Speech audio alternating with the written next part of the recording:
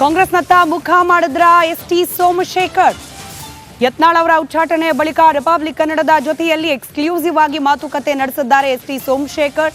ಯತ್ನಾಳ್ ಅವರ ರೀತಿಯಲ್ಲಿ ನನ್ನ ಮೇಲೆ ಪಕ್ಷ ಯಾವುದೇ ರೀತಿ ಕ್ರಮ ಕೈಗೊಂಡ್ರೂ ಕೂಡ ನಾನು ಸಿದ್ಧರಿದ್ದೇನೆ, ಮೂಲತಃ ನಾನು ಕಾಂಗ್ರೆಸ್ನವನೇ ಅಂತ ಮಾತನಾಡಿದ್ದಾರೆ ಎಸ್ಟಿ ಸೋಮಶೇಖರ್.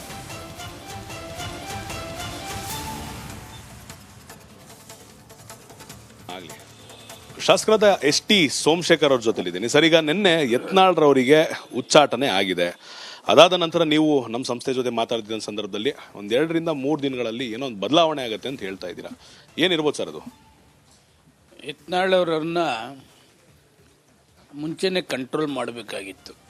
ಯಡಿಯೂರಪ್ಪನವರು ಮಂತ್ರಿ ಆಗಿದ್ದಂಥ ಸಂದರ್ಭದಲ್ಲೇ ಅಸೆಂಬ್ಲಿಲಿ ಯಡಿಯೂರಪ್ಪನವ್ರ ವಿರುದ್ಧನೇ ಅವರು ಮಾತನಾಡ್ತಾ ಇದ್ದರು. ಅದಾದಮೇಲೂ ಸರ್ಕಾರ ಹೋದ್ಮೇಲೂ ಕೂಡ ಅವರು ಏನು ಅಸೆಂಬ್ಲಿಲಾಗಿರ್ಬೋದು, ಹೊರಗಡೆ ಆಗಿರ್ಬೋದು, ಸತತವಾಗಿ ಯಡಿಯೂರಪ್ಪನ ಫ್ಯಾಮಿಲಿನ ನಿಂದನೆ ಮಾಡ್ತಕ್ಕಂಥ ಕೆಲಸನ ಕೂಡ ಮಾಡ್ತಾಯಿದ್ರು. ಪಕ್ಷದ ಸಾಮಾನ್ಯ ಕಾರ್ಯಕರ್ತರಿಗೆ, ಶಾಸಕರಿಗೆ ಏನು BJP ಹೈಕಮಾಂಡ್ ವೀಕ್ ಇದೆಯಾ, ಸ್ಟ್ರಾಂಗ್ ಇಲ್ವಾ, ಯಾರು ಏನು ಬೇಕಾದರೂ ಮಾತನಾಡಿಕೊಂಡು ಪಕ್ಷದ ವಿರುದ್ಧ ಹೋಗ್ಬೋದಾ ಅಂತಕ್ಕಂಥದ್ದು ಎಲ್ಲರಲ್ಲೂ ಕೂಡ ಒಂದು ಮನೆ ಮಾತಾಗಿತ್ತು. ಈಗ ನಾವು ವೀಕ್ ಇಲ್ಲ, ಹೈಕಮಾಂಡ್ ನಾವು ಸ್ಟ್ರಾಂಗ್ ಇದ್ದೇವೆ ಅಂತಕ್ಕಂಥದ್ದನ್ನು ಅವರಿಗೆ ಹೇಳಿದ್ದಾರೆ. 2-3 ಸಲ ಅವ್ರನ್ನ ಎಲ್ಲ ಕೂಡ ಯಾರು ಅವರ ಕಮಿಟಿಲಿದ್ದರು ಅವರೆಲ್ಲ ಕೂಡ ಹೈಕಮಾಂಡ್ಗೆ ರಿಕ್ವೆಸ್ಟ್ ಮಾಡಿ ಏನೋ ಕ್ಷಮೆ ಕೇಳ್ತದೆ, ಮತ್ತೊಂದು ಏನೋ ಮಾಡಬೇಕು ಅಂತಕ್ಕಂಥದ್ದು ಕೂಡ ನನ್ನ ಗಮನಕ್ಕೂ ಕೂಡ ಬಂತು. ಆದರೆ ಅದರಲ್ಲಿ ನಾವು ಭಾಗಿಯಲ್ಲ.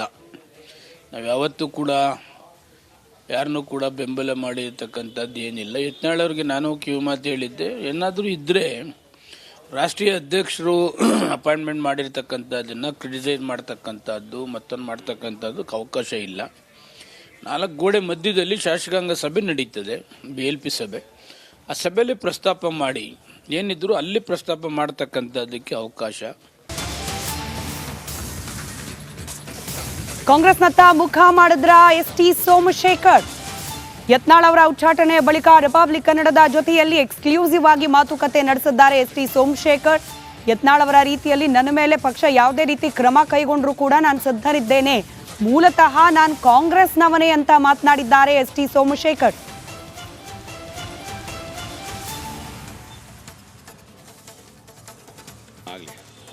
ಶಾಸಕರಾದ ಎಸ್ಟಿ ಸೋಮಶೇಖರ್ ಅವ್ರ ಜೊತೆಲಿದ್ದೀನಿ ಸರ್. ಈಗ ನಿನ್ನೆ ಯತ್ನಾಳ್ರವರಿಗೆ ಉಚ್ಚಾಟನೆ ಆಗಿದೆ.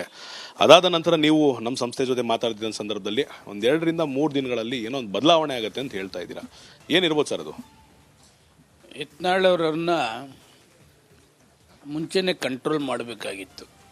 ಯಡಿಯೂರಪ್ಪನವರು ಮಂತ್ರಿ ಆಗಿದ್ದಂಥ ಸಂದರ್ಭದಲ್ಲೇ ಅಸೆಂಬ್ಲಿಲಿ ಯಡಿಯೂರಪ್ಪನವ್ರ ವಿರುದ್ಧನೇ ಅವರು ಮಾತನಾಡ್ತಾ ಇದ್ದರು.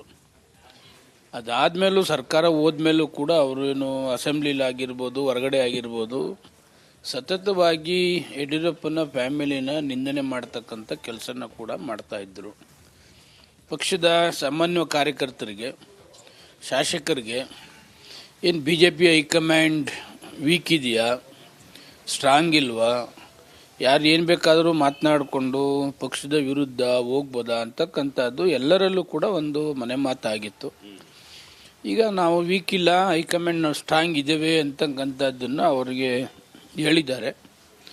2-3 ಸಲ ಅವ್ರನ್ನ ಎಲ್ಲ ಕೂಡ ಯಾರು ಅವರ ಕಮಿಟಿಲಿದ್ದರು ಅವರೆಲ್ಲ ಕೂಡ ಹೈಕಮಾಂಡ್ಗೆ ರಿಕ್ವೆಸ್ಟ್ ಮಾಡಿ ಏನೋ ಕ್ಷಮೆ ಕೇಳ್ತದೆ, ಮತ್ತೊಂದು ಏನೋ ಮಾಡಬೇಕು ಅಂತಕ್ಕಂಥದ್ದು ಕೂಡ ನನ್ನ ಗಮನಕ್ಕೂ ಕೂಡ ಬಂತು. ಆದರೆ ಅದರಲ್ಲಿ ನಾವು ಭಾಗಿಯಲ್ಲ.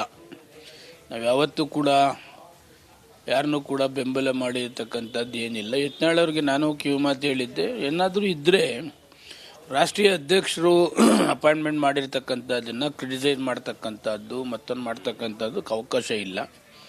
4 ಗೋಡೆ ಮಧ್ಯದಲ್ಲಿ ಶಾಸಕಾಂಗ ಸಭೆ ನಡೀತದೆ, BLP ಸಭೆ. ಆ ಸಭೆಯಲ್ಲಿ ಪ್ರಸ್ತಾಪ ಮಾಡಿ ಏನಿದ್ರು ಅಲ್ಲಿ ಪ್ರಸ್ತಾಪ ಮಾಡ್ತಕ್ಕಂಥದ್ದಕ್ಕೆ ಅವಕಾಶ. ಕಾಂಗ್ರೆಸ್ನತ್ತ ಮುಖ ಮಾಡಿದ್ರ ಎಸ್ಟಿ ಸೋಮಶೇಖರ್. ಯತ್ನಾಳ್ ಅವರ ಉಚ್ಚಾಟನೆ ಬಳಿಕ ರಿಪಬ್ಲಿಕ್ ಕನ್ನಡದ ಜೊತೆಯಲ್ಲಿ ಎಕ್ಸ್ಕ್ಲೂಸಿವ್ ಆಗಿ ಮಾತುಕತೆ ನಡೆಸಿದ್ದಾರೆ ಎಸ್ಟಿ ಸೋಮಶೇಖರ್. ಯತ್ನಾಳ್ ಅವರ ರೀತಿಯಲ್ಲಿ ನನ್ನ ಮೇಲೆ ಪಕ್ಷ ಯಾವುದೇ ರೀತಿ ಕ್ರಮ ಕೈಗೊಂಡ್ರೂ ಕೂಡ ನಾನು ಸಿದ್ಧರಿದ್ದೇನೆ, ಮೂಲತಃ ನಾನು ಕಾಂಗ್ರೆಸ್ನವನೇ ಅಂತ ಮಾತನಾಡಿದ್ದಾರೆ ಎಸ್ಟಿ ಸೋಮಶೇಖರ್.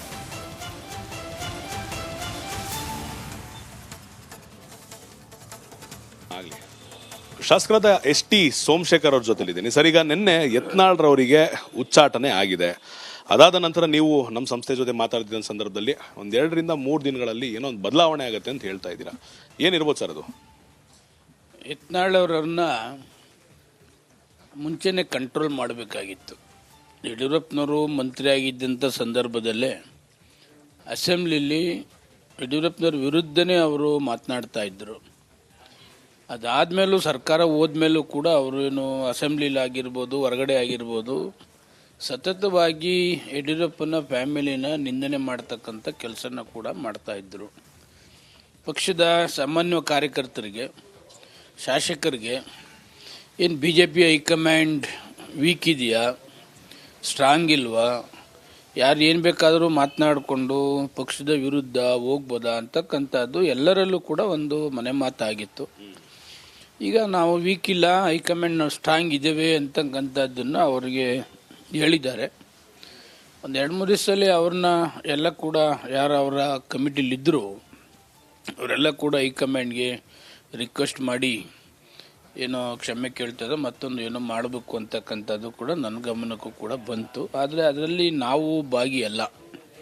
ನಾವು ಯಾವತ್ತೂ ಕೂಡ ಯಾರನ್ನೂ ಕೂಡ ಬೆಂಬಲ ಮಾಡಿರ್ತಕ್ಕಂಥದ್ದು ಏನಿಲ್ಲ. ಯತ್ನಾಳ್ ಅವ್ರಿಗೆ ನಾನು ಕಿವಿಮಾತು ಹೇಳಿದ್ದೆ, ಏನಾದರೂ ಇದ್ದರೆ ರಾಷ್ಟ್ರೀಯ ಅಧ್ಯಕ್ಷರು ಅಪಾಯಿಂಟ್ಮೆಂಟ್ ಮಾಡಿರ್ತಕ್ಕಂಥದ್ದನ್ನು ಕ್ರಿಟಿಸೈಸ್ ಮಾಡ್ತಕ್ಕಂಥದ್ದು, ಮತ್ತೊಂದು ಮಾಡ್ತಕ್ಕಂಥದ್ದಕ್ಕೆ ಅವಕಾಶ ಇಲ್ಲ. 4 ಗೋಡೆ ಮಧ್ಯದಲ್ಲಿ ಶಾಸಕಾಂಗ ಸಭೆ ನಡೀತದೆ, BLP ಸಭೆ. ಆ ಸಭೆಯಲ್ಲಿ ಪ್ರಸ್ತಾಪ ಮಾಡಿ ಏನಿದ್ರು ಅಲ್ಲಿ ಪ್ರಸ್ತಾಪ ಮಾಡ್ತಕ್ಕಂಥದ್ದಕ್ಕೆ ಅವಕಾಶ. ಕಾಂಗ್ರೆಸ್ನತ್ತ ಮುಖ ಮಾಡಿದ್ರ ಎಸ್.ಟಿ. ಸೋಮಶೇಖರ್. ಯತ್ನಾಳ್ ಅವರ ಉಚ್ಚಾಟನೆ ಬಳಿಕ ರಿಪಬ್ಲಿಕ್ ಕನ್ನಡದ ಜೊತೆಯಲ್ಲಿ ಎಕ್ಸ್ಕ್ಲೂಸಿವ್ ಆಗಿ ಮಾತುಕತೆ ನಡೆಸಿದ್ದಾರೆ ಎಸ್.ಟಿ. ಸೋಮಶೇಖರ್.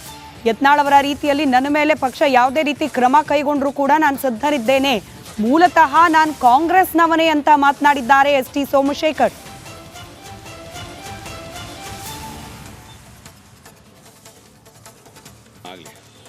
ಶಾಸಕರಾದ ಎಸ್ ಟಿ ಸೋಮಶೇಖರ್ ಅವ್ರ ಜೊತೆಲಿದ್ದೀನಿ ಸರ್. ಈಗ ನಿನ್ನೆ ಯತ್ನಾಳ್ರವರಿಗೆ ಉಚ್ಚಾಟನೆ ಆಗಿದೆ.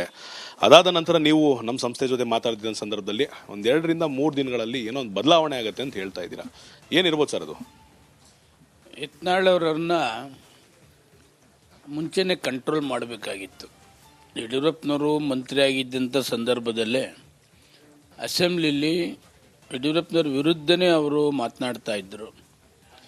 ಅದಾದಮೇಲೂ ಸರ್ಕಾರ ಹೋದ್ಮೇಲೂ ಕೂಡ ಅವರು ಏನು ಅಸೆಂಬ್ಲಿಲಿ ಆಗಿರ್ಬೋದು, ಹೊರಗಡೆ ಆಗಿರ್ಬೋದು, ಸತತವಾಗಿ ಯಡಿಯೂರಪ್ಪನ ಫ್ಯಾಮಿಲಿನ ನಿಂದನೆ ಮಾಡ್ತಕ್ಕ